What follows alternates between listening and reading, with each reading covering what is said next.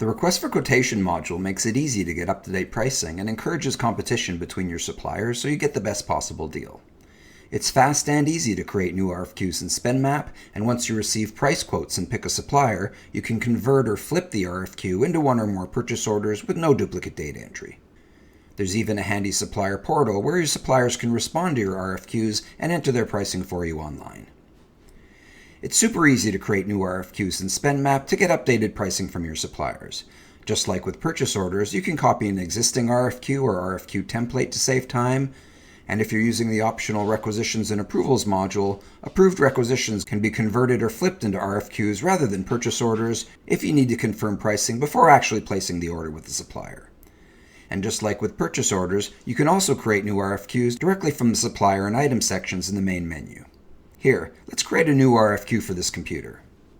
All of the item details will default for you, and you can modify any of the fields as needed. The line item details on the RFQ are pretty much the same as on purchase orders, other than the price field, of course.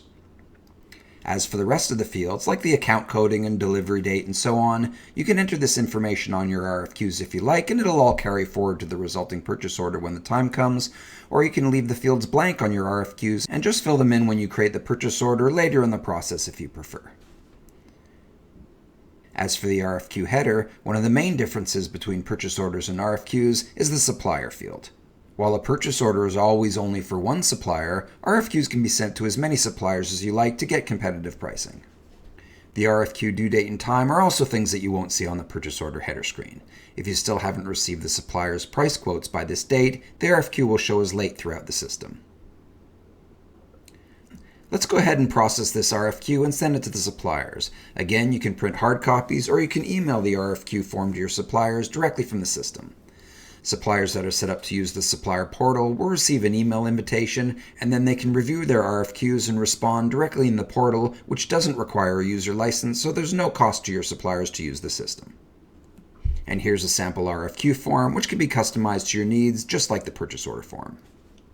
Note the spaces for pricing, terms, and whatever other details you're collecting from your suppliers. You can include short terms and instructions down here, and if you like, you can also set up a separate terms and instructions page if you need more room. Once your suppliers respond with their pricing and other details, you can review their bids and award the RFQ to one or more suppliers.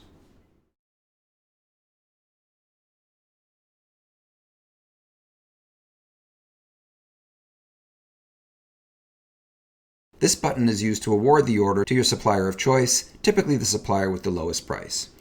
If you award different items to different suppliers, the system will create multiple purchase orders from the RFQ, one for each supplier. Alternatively, over here, you can view a summary of all items on the RFQ by supplier. And then you can award all items to a single supplier with one click.